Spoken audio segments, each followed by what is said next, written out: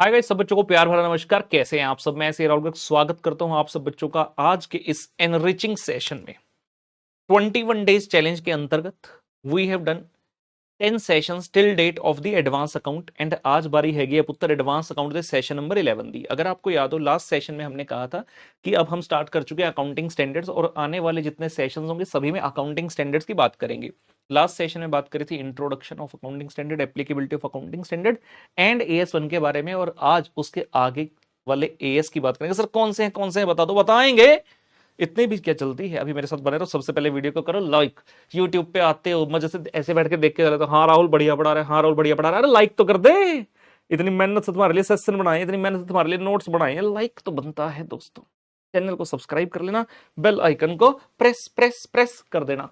और उम्मीद करता हूं कि आने वाले एग्जाम्स की तैयारी चल रही होगी बहुत बढ़िया, और उसी तैयारी को एक नेक्स्ट लेवल पर लेकर जाने के लिए दिस इज माय एफर्ट कि मैं ये सभी सेशंस आपके लिए बना रहा हूं for advance account, for costing and for FM SM as well. तो चलिए मित्रों, देर किस बात की है, आज का सेशन करते हैं स्टार्ट। नोट्स कहां मिलेंगे आप जानते हैं, टेलीग्राम चैनल से जाकर ले लेंगे वो वाले नोट्स जो इस सेशन में यूज होने वाले हैं। कम ऑन जी पुत्र। सो 21 डेज चैलेंज के अंतर्गत आज बारी है एडवांस अकाउंट की डे नंबर 11 की, जहां पर दो AS नंबर 2 और AS नंबर 4 की बात करने वाले हैं। Advance account day number 11, AS2 valuation of inventory and AS number 4। AS2 जहां मोर और मेनली प्रैक्टिकल एस्पेक्ट कवर करता है और एग्जाम में इसका प्रैक्टिकल क्वेश्चन आने का चांस रहता है, वहीं AS4 मेनली थ्योरेटिकल नेचर का है। तो दोनों ही AS के कुछ सवाल जो है हम यहां पर देखेंगे और जज करेंगे भाई। तो आइए, पहला प्रश्न आपके सामने ये रहा। कम ऑन जी। क्वेश्चन कहता पुत्र, X company limited purchase goods at a cost of ₹40 lakh in October 2010। ठीक है जी, 40 लाख रुपए का सामान खरीदा। टिल मार्च 11 मतलब एंड आ गया ईयर का, 75% of the stocks were sold. तो कितने बचे हैं भाई? 25%। 40 लाख का अगर आप 25% करते हो उत्तर तो कितना आ गया? 10 lakh. Company wants to disclose the closing stock at ₹10 lakh. Prima facie तो सही लग रहा है, कॉस्ट पर दिखाना चाहते हैं, लेकिन आगे देखते हैं। कहता जी एक्सपेक्टेड सेल वैल्यू 11 लाख रुपए की and commission at 10% on sale is payable to the agent. बिकेगा तो 11 लाख का, लेकिन हमें कमीशन देना पड़ेगा एजेंट को कितने का जी? 10% का। पूछता है what is the correct closing stock to be disclosed as at 31st of March 2011। बड़ी ही सीधी सी बात है, अगर कभी भी क्वेश्चन वैल्यूएशन का आए, आपको ये देखना है कि वैल्यूएशन किस चीज की है, रॉ मटेरियल की, WIP या FG की। अगर WIP या FG की है, in that case para number 5 applicable हो जाता है AS2 को, और पैरा 5 कहता है कि आपने वैल्यू करना है एट कॉस्ट और NRV which ever is lower. अब जो कॉस्ट है वो तो हमें साफ साफ दिख रहा है 10 लाख है। जहां तक आती है NRV की बात, एक लेमन बोलेगा अरे NRV ना 11 लाख की है, रियलाइज वैल्यू 11 लाख, लेकिन नहीं, NRV नेट रियलाइजेबल वैल्यू मतलब कितने का सेल होगा, और माइनस अगर लगता है कुछ सेलिंग एक्सपेंसेस होंगे तो उसको आप माइनस करते हुए देखिए कि कितना आपके हाथ में आएगा। क्वेश्चन ने कहा जी एक्सपेक्टेड सेल वैल्यू है 11 लाख की और 10% की कमीशन आपको देनी पड़ेगी इस सेल पे, ये पहले से ही पता है। तो 11 लाख में से जब 10% माइनस करते हैं तो 1,10,000 तो माइनस हो गया, बचा कितना? 9,90,000। तो भाई विच एवर इज लोअर, अगर करते हो 10 लाख की कॉस्ट है, 9,90,000 की NRV है, तो लोअर क्या है? 9,90,000। तो वैल्यूएशन कितने पर होगी? 9,90,000 पर। सो as per AS2 valuation of inventory, the inventories are to be valued at the lower of cost और NRV। तो ये हुई जी मेन बात जो हमने प्रिंसिपल बताया कि वैल्यू करो लोअर ऑफ कॉस्ट और NRV पर।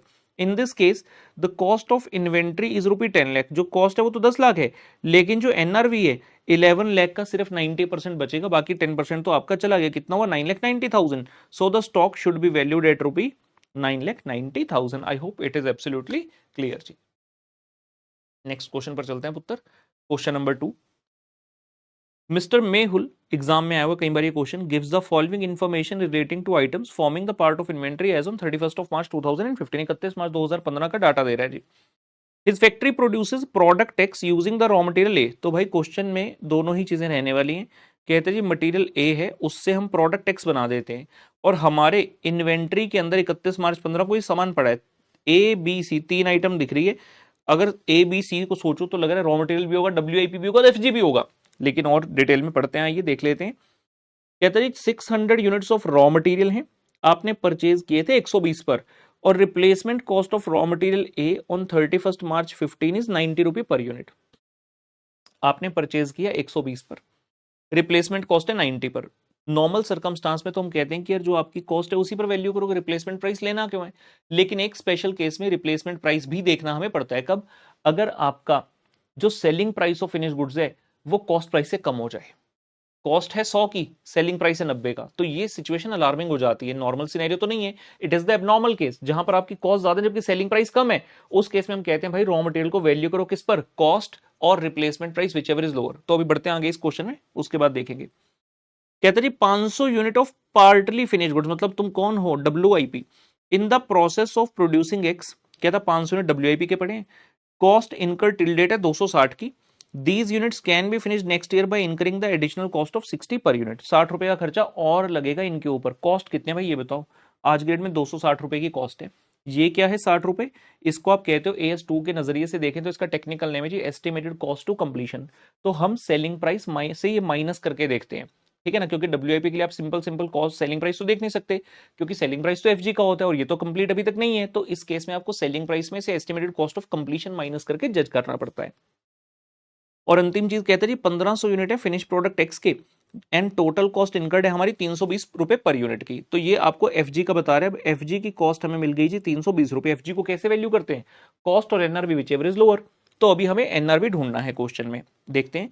कहता जी expected selling price of product X is ₹300 per unit. आपका 300 रुपए का सेलिंग प्राइस पर यूनिट है। क्वेश्चन ने अभी तक हमें कुछ भी NRV निकालने के लिए कुछ भी सेलिंग एक्सपेंस वगैरह नहीं बताया, तो हम यही मानते हैं कि तुम कौन हो? NRV हो। और प्राइमा फेसी अगर देखते हो तो FG का ये कॉस्ट है और ये NRV है। लोअर क्या है दोनों में से अभी बताना नहीं हमें, मतलब फाइनल आंसर नहीं कर रहे, सिर्फ डिस्कस कर रहे हैं कॉस्ट और NRV। तो 300 रुपए जो NRV है वो लोअर है भाई। तो ये तो एबनॉर्मल सिचुएशन होगी और इस एबनॉर्मल सिचुएशन के कारण आपका रॉ मटेरियल के वक्त जो है रिप्लेसमेंट प्राइस भी अब जो एकदम से ट्रिगर हो गया कि आपको देखना पड़ेगा मटेरियल का कॉस्ट 120 या replacement price whichever is lower, यानी कि आप 90 रुपए पर रॉ मटेरियल को वैल्यू करोगे। जहां तक FG की बात है, FG वैल्यू होगा NRV पर क्योंकि NRV लोअर है। और अगर WIP की बात करूं तो WIP की कॉस्ट है 260 और अगर NRV निकालना चाहूं तो estimated selling price minus cost to complete ये आता है 240 रुपए। तो आपका NRV भी 240 रुपए पर वैल्यू होगा। क्वेश्चन पूछता है determine how each item of inventory will be valued and calculate the value of final inventory on 31 March. Total inventory sorry, मतलब तीनों का टोटल भी करके दिखा देना। बढ़िया प्रश्न। उत्तर देखते हैं जिसका ये लीजिए। तो उत्तर नंबर 2। सबसे पहले बात करें रॉ मटेरियल की, जिसके लिए पैरा नंबर 24 अट्रैक्ट होता है।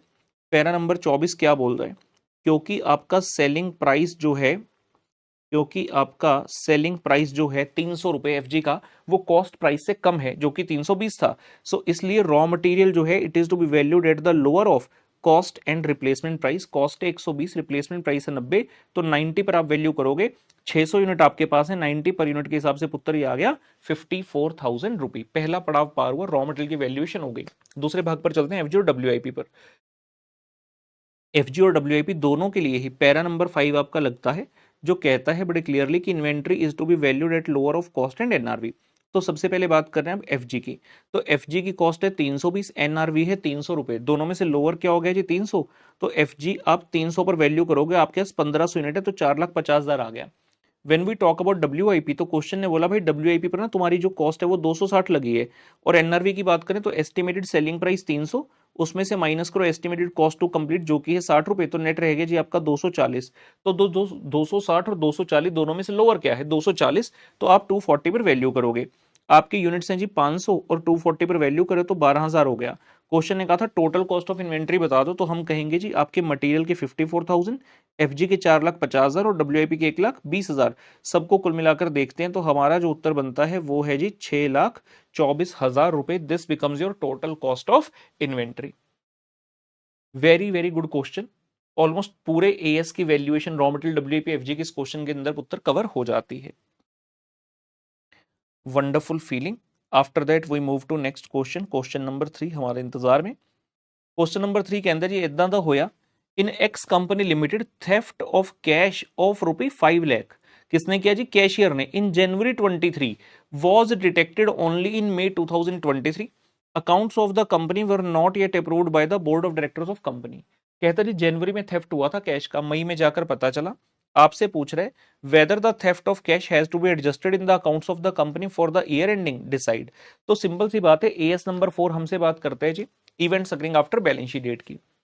उसके अंदर एडजस्टिंग और नॉन एडजस्टिंग इवेंट होते हैं। बड़ा ही सिंपल सा क्राइटेरिया है, आप बैलेंस शीट डेट पर ये देखोगे whether there was any condition existing at the balance sheet date. If yes, अगर कोई कंडीशन एग्जिस्ट करती थी 31 मार्च को बैलेंस शीट डेट पर और उसके बारे में ज्यादा एविडेंस आपको मिला बैलेंस शीट डेट के बाद, लेकिन जब तक financial statements board of director ने अप्रूव करी उससे पहले, तो हम कहते हैं कि इसको एडजस्टिंग इवेंट माना जाता है और आप अपनी पिछला साल जो खत्म हुआ है 31 मार्च वाला, उसकी फाइनेंशियल स्टेटमेंट में चेंजेस दिखा दें, एसेट लायबिलिटी को अपने एडजस्ट कर लें।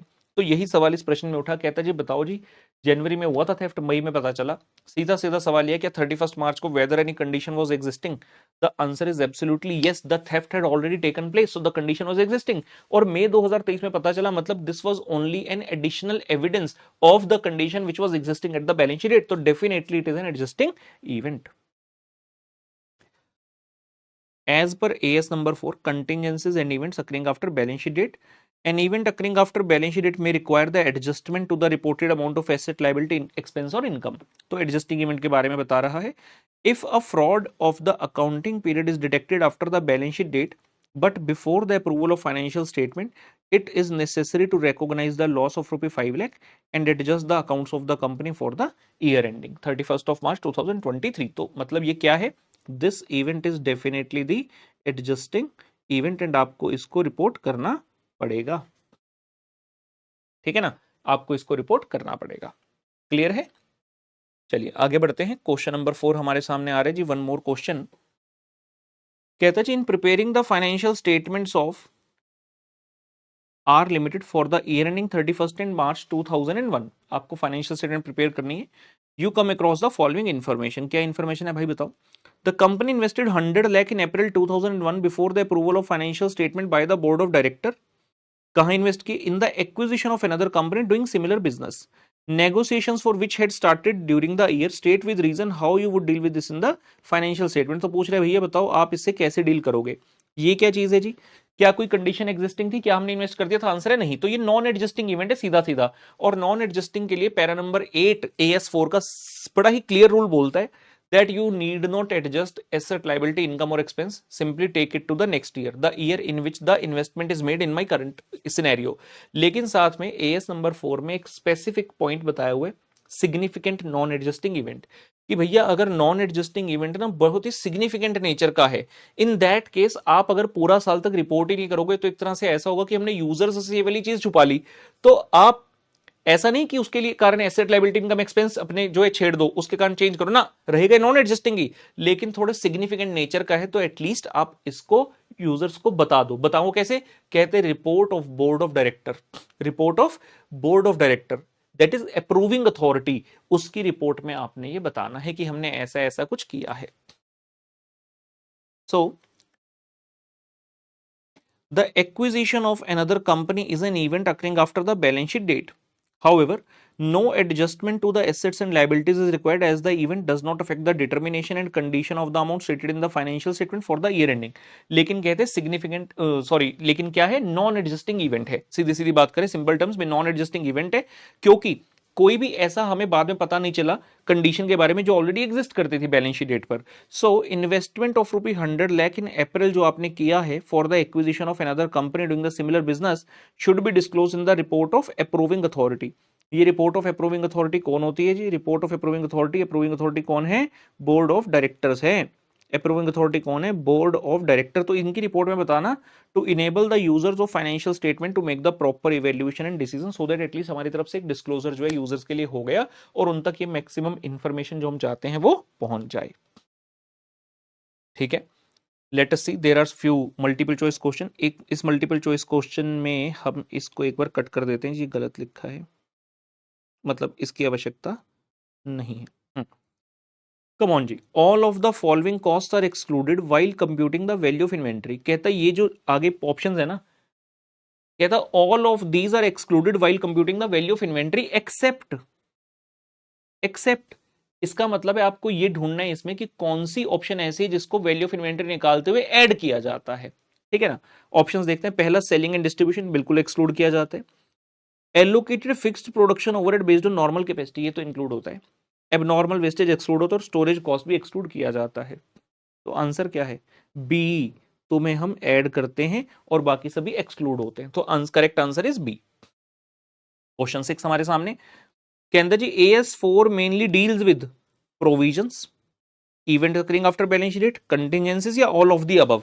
AS4 का नाम क्या है sir? Contingencies and events occurring after balance sheet date, तो उस हिसाब से तो आंसर दोनों होने चाहिए, बी और सी, लेकिन ना ना ना ना ना, AS नंबर 4 सिर्फ और सिर्फ डील करता है events occurring after balance sheet से, events occurring after balance sheet date से। जो प्रोविजंस और कंटिजेंसीज हैं इसके लिए AS नंबर 29 है, वहां पर इन दोनों की बात की जाती है। तो AS4 अगर क्वेश्चन पूछ रहा है तो उसका उत्तर तो यही बनेगा, events occurring after the balance sheet date. Next next next question number 7, question पूछता है जी एज पर अकाउंटिंग स्टैंडर्ड्स, अच्छा, events occurring after balance sheet date are dash, तो 4 ऑप्शन दे रहा है, हमें करेक्ट ऑप्शन चूज करने की event occurring after balance sheet कौन से हैं। पहला option, only favourable events that occur between the balance sheet date and the date when the financial statements are approved by the board of director, कतई गलत है भाई।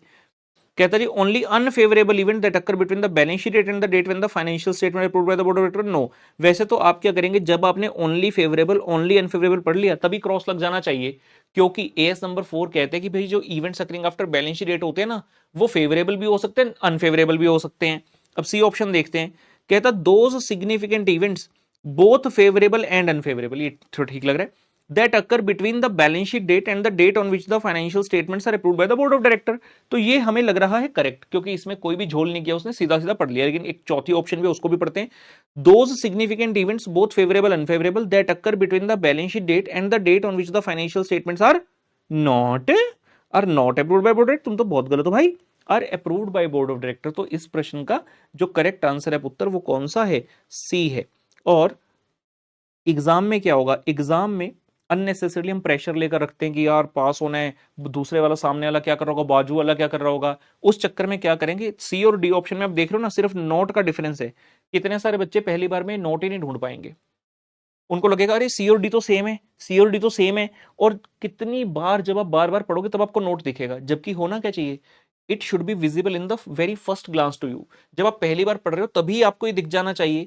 मल्टीपल चॉइस क्वेश्चन है पुत्र, ध्यान रखना इस बात का, बहुत ही एक्टिव और सिंसियर फोकस्ड रीडिंग आपको क्वेश्चंस की करनी पड़ेगी, क्योंकि जरा सी चीज के कारण आपका आंसर इधर से उधर हो सकता है, और मैं नहीं चाहता कि एग्जाम के अंदर आप ऐसी गलतियां करें। ठीक है जी, तो आज का सेशन करते हैं समाप्त जी, मुलाकात करते हैं नेक्स्ट सेशन में, तब तक के लिए बाय बाय।